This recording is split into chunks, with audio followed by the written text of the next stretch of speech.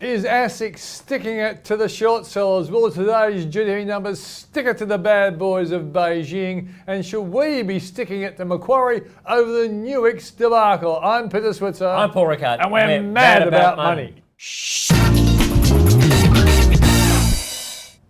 Okay, this is the stick it to 'em version of the Mad About Money, Paul. And I might stick it to you, but anyhow. You always do. Yep. What about the Asic? Yeah, they come out this yesterday. is a big stick, this one, Peter. I actually sent the commissioner at Asic a congratulations on LinkedIn, but you're telling me it's not as sticking it as much as it should be. It's called an info paper, right? This is Asic's position to short selling. Not a sticking it paper. And that's all a lot of things, and it's good practice what Asic is suggesting. So let's give Asic some credit for finally getting around and looking at the whole short selling debacle. Debacle. But Asic needs to do more than just talk about a whole lot of things about what it would like to see happen. And there's some good ideas. Right? Obviously, we shouldn't have these reports released during market time. They should be done well outside market hours.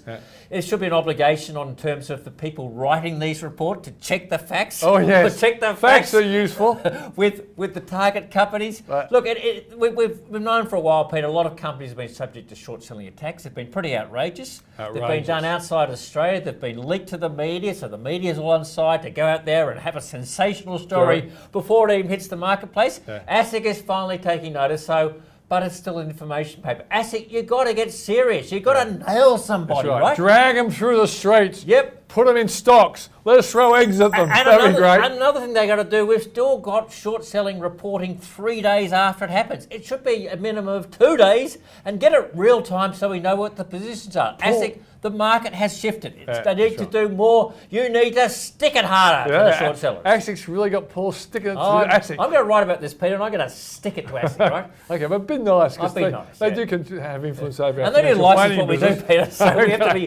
we have to be polite. That's right. All right, let's go to the next one, Paul. The GDP numbers looks like, if you believe the ANZ economist, and the same with the NAB. Felicity Emmett, she's got 2.1%. Multiply that by 4, as the Yanks would do. That's 8.4%. This is roaring 20. So we don't need China. Screw China. We don't go need without the China. bastards. Okay, so we're going to stick it to the bad boys, Beijing. Yeah, except all our exports are still going to China. So we forget that iron ore is going gangbusters and the Chinese buy about 85% of that. Maybe we should tone down our bad boys of Beijing stuff. A soft stick is required for Beijing, isn't it? Right? Well, wave the stick rather than whack the stick. But your point about right. I mean, I think the interesting point about it is the economy is now going to be growing faster than it was pre-pandemic, right? And I think that's, we've more than recovered the pandemic. That's notwithstanding the challenge we've now got to Victoria, but at least these numbers... Let's try, should ScoMo stick at the Dan Andrews and say, no job keeper for you? I think there's no upside in ScoMo sticking it to Dan Andrews and what the other guys, I can't remember who the other person is. Palace? No, something like this. But anyhow, look, I think once we get, if Victoria stays in lockdown, he's got no choice but to come up with something. Temporary job keeper. Temporary job for keeper. For the Victorians who work, the small businesses, and we'll just stick it to Dan anytime we can. Just slag him when we like. And we'll keep saying to those Victorians, let's hope they get there. Maybe they'll roll out a proper QR code system. That would work. And they'll get into the 21st century down in Victoria because for all the stuff around the federal government's fault, the performance of the Victorian government and the Victorian Health Department and all the other lack investment. The debacle. Has been a debacle, right? You heard it here first. But we will want to say one thing. Dan Andrews, get well soon. We can't personally take that. Right. It's just his performance as a premier has been a debacle. Okay, and we're not biased here at all. The final one is, should we be sticking to Macquarie for the Nuix debacle? Another debacle, because again, a third downgrade this week, only about 4.5 weeks after the last one. This is costing us money. It is costing us money. I thought we're talking through our wallet. When it got down to the low $4 was worth buying. Yeah, so did I. Now it's $2.60. I think there are a lot of people like me, Peter, are going to say, look, we just can't trust anything that's going on with that company. Yeah.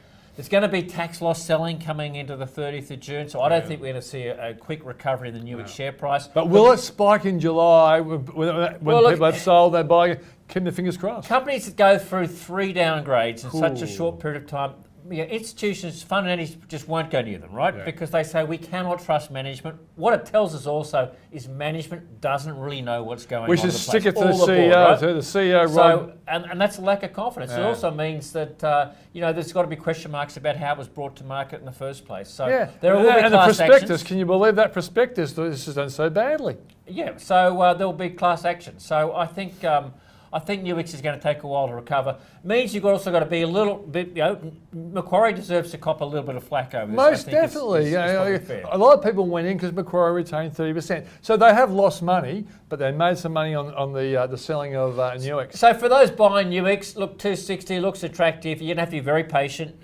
More selling. I think. No guts, no glory, Paul. No guts, no glory. Maybe this is, it's still a falling knife. I don't think we could yet say the bottom is there, but look, there is value. This company has got some great assets, right? Yeah. And it's theoretically a great business. And at some stage, the market will recognise that. I'm Peter Switzer. I'm Paul Rickard. And we're mad about money.